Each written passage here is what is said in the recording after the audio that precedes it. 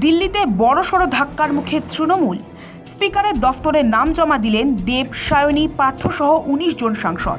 সেই সই করা চিঠি এবার সর্বসমক্ষে। বাংলায় পালা বদলের পরই তাসের ঘরের মতো ভেঙে পড়েছে তৃণমূল।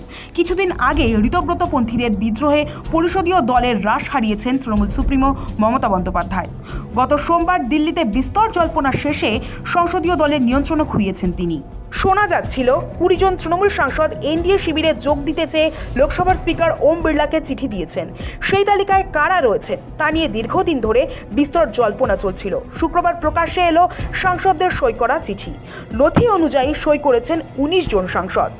তাদের মধ্যে রয়েছেন মমতা বন্দ্যোপাধ্যায়ের অত্যন্ত বিশ্বস্ত কাকলি ঘোষ দস্তিদার, যদিও তিনি দীর্ঘদিন ধরেই বেসুরো। রয়েছেন ঘাটালের সাংসদ দেব ওরফে দীপক অধিকারীও। ভাঙনের মরশুমে ঘোষিত তৃণমূলের নতুন কমিটিতে যুব সভাপতির দায়িত্ব পাওয়া সায়নী ঘোষও সই করেছেন। এছাড়া রয়েছেন রচনা বন্দ্যোপাধ্যায়, জুন মালিয়া, শতাব্দী রায়, দীর্ঘদিনের রাজনীতিবিদ মালা রায়, আবু তাহের খান, খলিলুর রহমান, কালীপদ সোরেনও বিদ্রোহী শিবিরে সই করেছেন। পার্থ ভৌমিক, মিতালি বাগ, অরূপ চক্রবর্তী, জগদীশ বর্মা বসুনিয়া, প্রসূন বন্দ্যোপাধ্যায়, শর্মিলা সরকার, অসিত মাল, ইউসুফ পাঠান। সূত্র বলছে, গত ৯ জুন দিল্লির ৯ মতিলাল নেহরু মার্গে কেন্দ্রীয় পরিবেশ মন্ত্রী ভূপেন্দ্র যাদবের বাসভবনে বৈঠকের দিন সই করেন মোট ১৪ জন সাংসদ। পরে আরও ৫ সাংসদ সই করেন। তাদের মধ্যে রয়েছেন মালা রায়, সায়নী ঘোষ, ইউসুফ পাঠান, মিতালি বাগ এবং রচনা বন্দ্যোপাধ্যায়। জানা যাচ্ছে, তৃণমূলের প্রায় ২০ জন সাংসদ সোমবার লোকসভার অধ্যক্ষ ওম বিড়লার সঙ্গে দেখা করবেন। এনডিএকে সমর্থন ও তাদের বসার জায়গা আলাদা করার জন্য ফের চিঠি দেবেন। রবিবার রাতেই দিল্লি পৌঁছে যাবেন সাংসদরা। ওই দিন রাতেই নৈশভোজের আয়োজন করা হচ্ছে। সেখানেই পরবর্তী পদক্ষেপ নিয়ে চূড়ান্ত সিদ্ধান্ত নেবেন বিক্ষুব্ধরা। ज्योतिष नहीं हूँ कि मैं ये अभी से भविष्यवाणी कर सकूं, लेकिन लोग नाराज है। यहाँ हमारे यहाँ जो सत्ता चल रहा था उसके ऊपर पब्लिक भी नाराज है और ये हमारा सांसद लोग भी नाराज है। तो ये नाराजगी कहाँ तक जाएगा अभी से कैसे बताऊं। आप लोग एनडीए ब्लॉक में जाएंगे और दूसरे विकल्प की तरफ विरोधी में ही रहेंगे? अभी तक तय नहीं हुआ। তবে সবটুকুই ভবিষ্যতের ওপর ছাড়লেও চিঠি চলে এসেছে প্রকাশ্যে।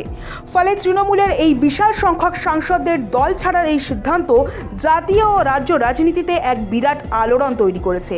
এরপর একটা প্রশ্ন থেকেই যাচ্ছে, তৃণমূলের বিদ্রোহী শিবিরে কি তবে ফাটল ধরল? তৃণমূলের ১৯ জন সাংসদের স্বাক্ষর করা একটি চিঠি জমা পড়েছে, তা আগেই জানা গিয়েছে। এই চিঠিতে স্পষ্ট জানানো হয়েছে, এই বিদ্রোহী গোষ্ঠীটি তৃণমূল দলের সঙ্গে সমস্ত দূরত্ব বজায় রাখতে চায় এবং সংসদে ক্ষমতাসীন এনডিএ জোটের সঙ্গে যুক্ত হতে আগ্রহী।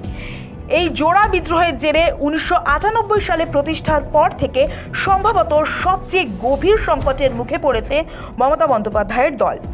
দলীয় অভ্যন্তরীণ মতপার্থক্য এখন বিধানসভা ও সংসদের শক্তি প্রদর্শন, সংখ্যার লড়াই, সাংগঠনিক নিয়ন্ত্রণ এবং রাজনৈতিক বৈধতা রক্ষার এক চুলচেরা যুদ্ধে পরিণত হয়েছে।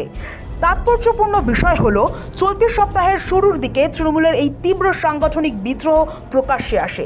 প্রথমে পশ্চিমবঙ্গ বিধানসভায় যে বিভাজন ঘটেছিল তা মাত্র কয়েকদিনের মধ্যেই সংসদেও ছড়িয়ে পড়ে।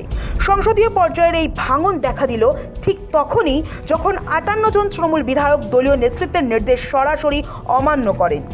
তারা বিধানসভার বিরোধী দলনেতা পদে দলের আনুষ্ঠানিক প্রার্থী শোভনদেব চ্যাটার্জির পরিবর্তে বহিষ্কৃত বিধায়ক ঋতব্রত বন্দ্যোপাধ্যায়কে বিরোধী দলনেতা হিসেবে খোলামেলা সমর্থন জানান। যদিও পশ্চিমবঙ্গ বিধানসভায় তৃণমূলের এই বিদ্রোহী শিবিরের দাবি অনুযায়ী এই সংখ্যাটি এখন বেড়ে হয়েছে ৬৪। তবে বিধানসভায় বিধায়কদের এই বিদ্রোহের রেশ কাটতে না কাটতেই এবার দিল্লিতে ১৯ জন সাংসদের এই পদক্ষেপ দলের শীর্ষ নেতৃত্বকে চরম অস্বস্তিতে ফেলে দিল। ব্যুরো রিপোর্ট, সময়, কলকাতা।